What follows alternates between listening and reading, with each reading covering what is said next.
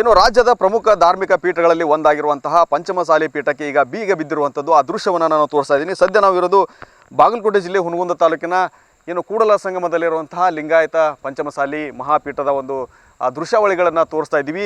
ಈಗ ಇದ್ರ ಬಗ್ಗೆ ಹೇಳೋದಾದರೆ ಈ ಹಿಂದೆಯೇ ಈ ಒಂದು ಪೀಠಕ್ಕೆ ಏನು ಬೀಗವನ್ನು ಹಾಕಲಾಗಿತ್ತು. ಇದಕ್ಕೆ ಪ್ರಮುಖ ಕಾರಣವನ್ನು ಏನು ಕೊಟ್ಟಿದ್ದಾರೆ ಅಂದರೆ ಅಖಿಲ ಭಾರತ ಲಿಂಗಾಯತ ಪಂಚಮಸಾಲಿ ಟ್ರಸ್ಟ್ನ ಅಧ್ಯಕ್ಷರಾದಂಥ ವಿಜಯಾನಂದ ಕಾಶ್ಯಪ್ನವರು.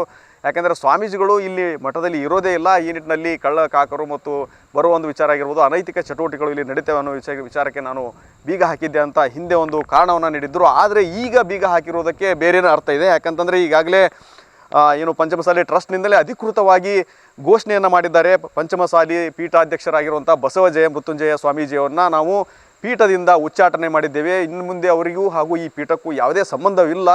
ಅವರಿಗೆ ಸ್ವಾಭಿಮಾನ ಮತ್ತು ಸಂಸ್ಕಾರ ಇದ್ದರೆ ಅವರು ಈ ಪೀಠಕ್ಕೆ ಬರದೆ ಹಾಗೆ ಉಳಿಯೋದೇ ಒಳ್ಳೆಯದು ಅನ್ನೋ ಮಾತನ್ನು ಕೂಡ ಈಗಾಗಲೇ ಕಾಶ್ಯಪ್ನವರು ಹೇಳಿರುವಂಥದ್ದು. ಈ ನಿಟ್ಟಿನಲ್ಲಿ ಈಗಾಗಲೇ ಇವತ್ತು ಏನು ಸಭೆ ನಡೀತಾ ಇತ್ತು, ಇಲ್ಲಿ ಮಧ್ಯಾಹ್ನದ ನಂತರ ಏನು ಲಿಂಗಾಯತ ಪಂಚಮಸಾಲಿ ಟ್ರಸ್ಟ್ನ ಕಾರ್ಯಕಾರಿಣಿ ಸಭೆ ಇತ್ತು. ಆ ಸಭೆಯಲ್ಲಿ ಸುಮಾರು ಒಂದು 47 ಜನರ ಧರ್ಮದರ್ಶಿಗಳು ಹಾಗೂ ಸಮಾಜದ ಜನರ ಒಂದು ಸಮ್ಮುಖದಲ್ಲಿ ಪ್ರಮುಖ ನಿರ್ಣಯವನ್ನು ಕೈಗೊಂಡು ಟ್ರಸ್ಟ್ನ ಕಾರ್ಯದರ್ಶಿ ನೀಲಕಂಠ ಅಸೂಟಿಯವರು ಏನು ಸಭೆಯಲ್ಲಿನೇ ಘೋಷಣೆ ಮಾಡ್ತಾರೆ. ನಂತರದ ಸಂದರ್ಭದಲ್ಲಿ ಕಾಶ್ಯಪ್ನವರು ಕೂಡ ಸಭೆಯಲ್ಲಿ ಅದನ್ನು ಅವರು ಉಚ್ಚಾಟನೆ ವಿಷಯವನ್ನು ಘೋಷಣೆ ಮಾಡಿದರು.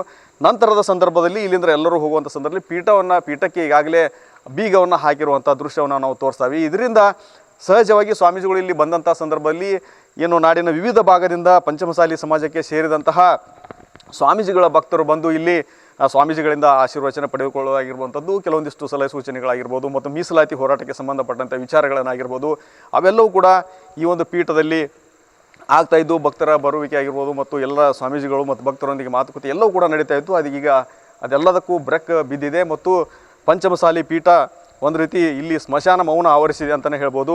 ಸ್ವಾಮೀಜಿಗಳನ್ನ ನಾವು ಉಚ್ಚಾಟನೆ ಮಾಡೋಕ್ಕೆ ಕೆಲವೊಂದಿಷ್ಟು ಕಾರಣಗಳನ್ನ ನೀಡಿದ್ದೀವಿ ಅಂತ ಹೇಳ್ಕೊಂಡು ಆಸ್ತಿ ಮಾಡಿದಾಗಿರ್ಬೋದು, ಹಣಕಾಸಿನ ವಿಚಾರ ಆಗಿರ್ಬೋದು, ಕೆಲವೊಂದಿಷ್ಟು ಏನು ಮಾಧ್ಯಮದಲ್ಲಿ ಮತ್ತು ಸಾರ್ವಜನಿಕ ಹೇಳದೇ ಇರುವಂಥ ಕಾರಣಗಳು ಕೂಡ ಇವೆ. ಅವುಗಳನ್ನು ನಾವು ಈಗ ಹೇಳೋದಿಲ್ಲ ಅನ್ನೋ ಮಾತನ್ನು ಹೇಳಿದ್ದಾರೆ. ಅದರ ಜೊತೆಗೆ ಹಿಂದುತ್ವ ಪರ ಹೊರಟಿರುವಂಥದ್ದು, ಲಿಂಗಾಯತ ತತ್ವ ಅಂದ್ಬಿಟ್ಟು ಹಿಂದುತ್ವ ಪರ ಹೊರಟಿರೋದನ್ನು ಕೂಡ ಅದು ಒಂದು ಕಾರಣನ ನೀಡಿ ಈಗಲೇ ಸ್ವಾಮೀಜಿಗಳನ್ನ ಉಚ್ಚಾಟನೆ ಮಾಡಿದ್ದೀವಿ ಅಂತ ಅನ್ನೋ ಮಾತನ್ನು ಕೂಡ ಈಗಾಗಲೇ ಆ ಟ್ರಸ್ಟ್ನ ಅಧ್ಯಕ್ಷರಾಗಿರ್ಬೋದು, ಕಾರ್ಯದರ್ಶಿಗಳು ಈಗಾಗಲೇ ಏನು ಮಾಧ್ಯಮದ ಮುಂದೆ ಹೇಳಿರುವಂಥದ್ದು. ಅದರ ಬೆನ್ನಲ್ಲೇ ಈಗಾಗಲೇ ಪಂಚಮಸಾಲಿ ಪೀಠಕ್ಕೆ ಸಂಪೂರ್ಣವಾಗಿ ಲಾಕ್ ಮಾಡಿಕೊಂಡು ಹೋಗುವ ಮೂಲಕ ಇಲ್ಲಿ ಸ್ಮಶಾನ ಮೌನ ಆವರಿಸಲಿಕ್ಕೆ ಈ ಒಂದು ಸಭೆ ಕಾರಣವಾಗಿದೆ ಮತ್ತು ಈ ಒಂದು ನಿರ್ಣಯ ಕಾರಣವಾಗಿದೆ ಅಂತಲೇ ಹೇಳ್ಬೋದು. ಕ್ಯಾಮ್ರಾಮನ್ ಬಾಪು ಜೊತೆ ರವಿಮುಖಿ, TV9 ಬಾಗಲಕೋಟೆ.